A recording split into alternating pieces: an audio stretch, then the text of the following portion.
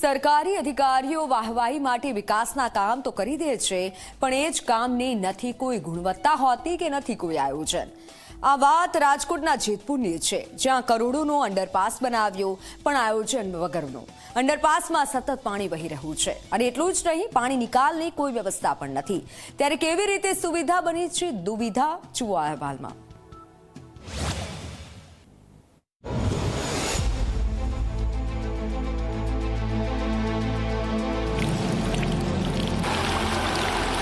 ગુજરાત સરકારનું વહીવટી તંત્ર હોય કે પછી કેન્દ્ર સરકારના અધિકારીઓ, જાણે બધા સરખા જ છે। યોજનાની કાગળ પર ફાઇલ સરસ લાગે, પણ હકીકતમાં એ જ સુવિધા જનતા માટે દુવિધા બની જાય છે।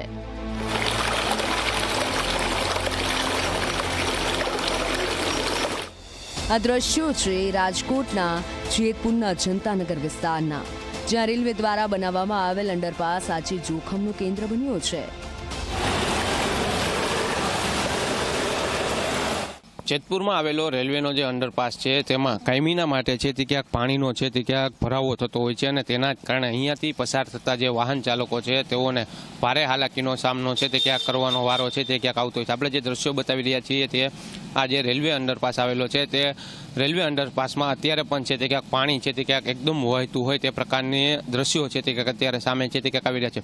અહીંયાથી સ્કૂલના બાળકો, વિદ્યાર્થીઓ સહિતના લોકો, રાહદારીઓ પણ છે તે પસાર થતા હોય છે, પરંતુ જે રીતે પાણીનો નિકાલ હોવો જોઈએ તે પ્રકારનો પાણીનો નિકાલ ન હોવાને કારણે અહીંયાથી પસાર થતા છે તે ક્યાંક જે રાહદારીઓ અને વાહન ચાલકો છે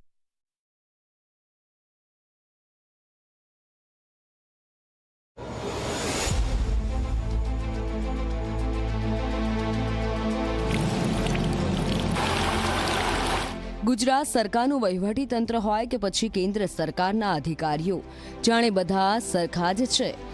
યોજનાની કાગળ પર ફાઇલ સરસ લાગે, પણ હકીકતમાં એ જ સુવિધા જનતા માટે દુવિધા બની જાય છે।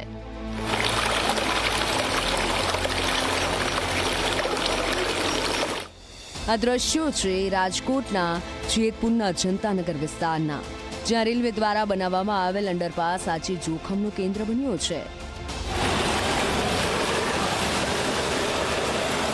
જેતપુરમાં આવેલો રેલવેનો જે અંડરપાસ છે તેમાં કાયમીના માટે છે તે ક્યાંક પાણીનો છે તે ક્યાંક ભરાવો થતો હોય છે અને તેના જ કારણે અહીંયાથી પસાર થતા જે વાહન ચાલકો છે તેઓને ભારે હાલાકીનો સામનો છે તે ક્યાંક કરવાનો વારો છે તે ક્યાંક આવતો હોય છે। આપણે જે દ્રશ્યો બતાવી રહ્યા છીએ તે આ જે રેલવે અંડરપાસ આવેલો છે તે રેલવે અંડરપાસમાં અત્યારે પણ છે તે ક્યાંક પાણી છે તે ક્યાંક એકદમ વહેતું હોય તે પ્રકારની દ્રશ્યો છે તે ક્યાંક અત્યારે સામે છે તે ક્યાંક આવી રહ્યા છે। અહીંયાથી સ્કૂલના બાળકો, વિદ્યાર્થીઓ સહિતના લોકો, રાહદારીઓ પણ છે તે પસાર થતા હોય છે, પરંતુ જે રીતે પાણીનો નિકાલ હોવો જોઈએ તે પ્રકારનો પાણીનો નિકાલ ન હોવાને કારણે અહીંયાથી પસાર થતા છે તે ક્યાંક જે રાહદારીઓ અને વાહન ચાલકો છે તેઓને ભારે હાલાકી છે તે ક્યાંક પડી રહી છે। કહેવાય છે ને કે વાહન ચાલકોને ફાટકમાંથી મુક્તિ મળે, ટ્રાફિકની સમસ્યા દૂર થાય એ માટે કરોડો રૂપિયાનો ખર્ચ કરી રેલવે પ્રશાસને અંડરપાસ બનાવ્યો, પણ આ અંડરપાસમાંથી પસાર થવું એટલે જીવ જોખમમાં મૂકવો। જ્યારે નીકળે ત્યારે પાણી ગોઠણ 1.5-2 ફૂટ પાણી ભેરા હોય, ગાડી બંધ પડી જાય। તો તંત્ર આમાં કંઈ ધ્યાન કરીને સુધારો કરે તો વધારે સારું, કેમ કે ઉનાળામાં બી અહીંયા પાણી એટલું ભરેલું જ હોય છે, બરાબર છે।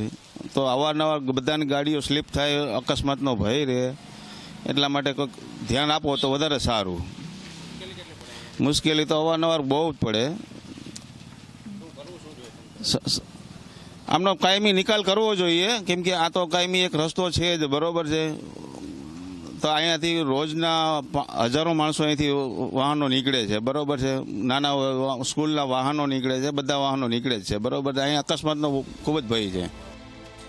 અંડરપાસની અંદર દિવાલોમાંથી, જમીનમાંથી શિયાળો, ઉનાળો અને ચોમાસું ત્રણેય ઋતુમાં સતત પાણી નીકળતું રહે છે। પાણી ભરાવાથી કાદવ કીચડ જામે છે, રોડ એટલો લપસણો થઈ જાય છે કે ઘણીવાર 2 વ્હીલર ચાલકો લપસીને પટકાય છે। જનતાનગર, બળદેવધાર વિસ્તારના રહીશો, વિદ્યાર્થીઓ અને હાઈવે તરફ જતા વાહન ચાલકો બધા જ ત્રાહિમામ પોકારી ઉઠ્યા છે।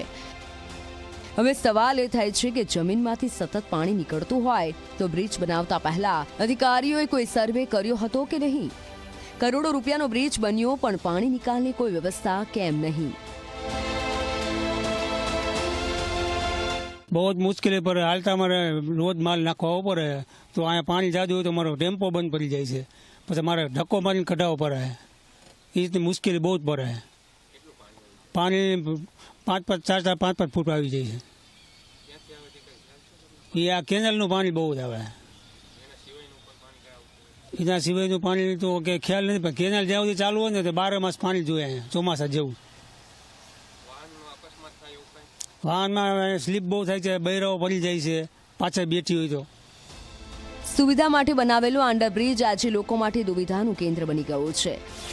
હવે જોવાનું રહ્યું કે રેલવે પ્રશાસન ક્યારે જાગે છે અને ક્યારે અંડરપાસમાંથી જનતાને સાચી સુવિધા મળે છે.